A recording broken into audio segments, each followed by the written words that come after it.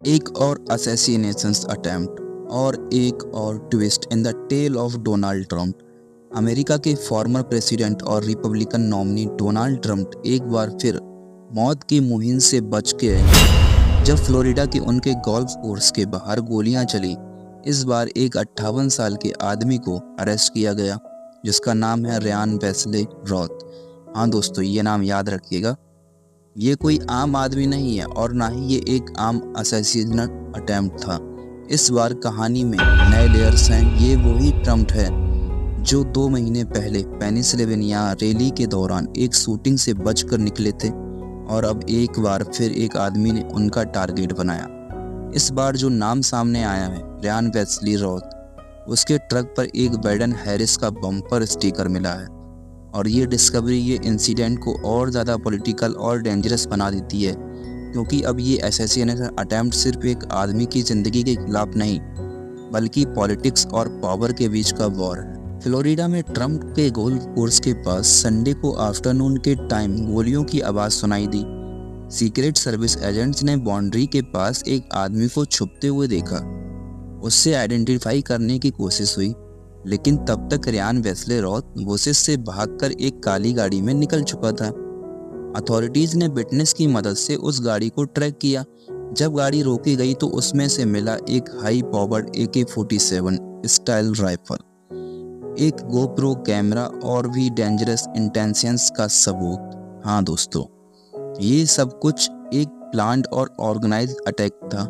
Indication देते हैं GoPro camera का होने से इस बात का सबूत है कि ये आदमी सिर्फ असैसिनेशन अटेम्प्ट करने नहीं बल्कि एक स्टेटमेंट बनाना चाहता था, जैसे कोई मूवी में बनाते हैं। एक ऐसी स्टेटमेंट जो दुनिया देख सके। रियान वेस्ले रॉथ को अरेस्ट कर लिया गया है, लेकिन सवाल ये है कि ये आदमी है कौन। एक 58 साल का फॉर्मल कंस्ट्रक्शन वर्कर जो नॉर्थ कैरोलिना के ग्रीन्सबोरो से है। उसका मिलिट्री बैकग्राउंड तो नहीं है, लेकिन उसके एक्शन एक सोल्जर जैसे दिखते हैं। उसने पहले भी यूक्रेन वॉर में लड़ने की चाह एक्सप्रेस की थी। रॉथ ने अपनी एक सोशल मीडिया पोस्ट में कहा था, I am willing to fly to Krakow and go to the border of Ukraine to volunteer and fight and die. यानी वो यूक्रेन के वॉर में अपनी जान देने को भी रेडी था।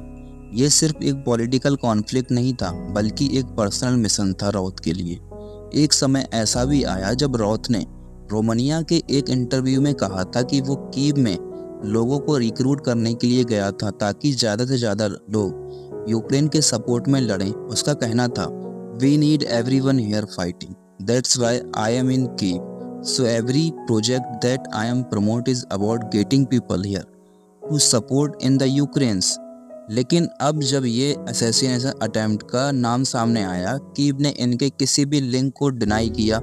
यूक्रेन की तरफ से साफ तौर पर कहा गया कि उनका रॉथ के साथ कोई संबंध नहीं है, लेकिन ये पूरी कहानी मॉस्को के लिए एक प्रोपोगंडा बन गई। क्रेमलिन ने इस अटैक के बाद कहा कि playing with fire has its coincidence. क्या ये assassination attempt Russia Ukraine war के US सपोर्ट के बैकलेस है? यही वो रहस्यमय मोड़ है जो इस स्टोरी को और ज़्यादा गहरा बना देता है। क्या एक आदमी का पर्सनल वॉर एक देश की नेशनल सिक्योरिटी के साथ खेल रहा है? रियान वेस्ले रॉथ का नाम अब एक ऐसे समय पर सामने आया है जब दुनिया के पॉलिटिकल मैदान में हर कदम केयरफुली उठाने पड़ रहे हैं और इस अटेम्प्ट ने एक वार्निंग दी है। लेकिन रॉथ का पास्ट भी कुछ कम चौंकाने वाला नहीं है। ये पहली बार नहीं था जब उसका लॉ इन्फोर्समेंट के साथ एनकाउंटर हुआ। 2002 में ग्रीन्सबोरो के एक बिल्डिंग में रॉथ ने अपने आप को फुली ऑटोमेटिक वेपन के साथ बैरिकेड कर दिया था। सीरियस चार्जेस लगे, लेकिन केस का आउटकम आज तक अनक्लियर है। रियान का बेटा कहता है कि उसका बाप वायलेंट नहीं था।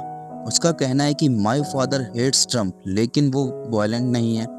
उसके पास कोई फायर आर्म भी नहीं था। लेकिन आज ये वही आदमी है जिसे असैसिनेशन अटेम्प्ट के चक्कर में पकड़ा गया है।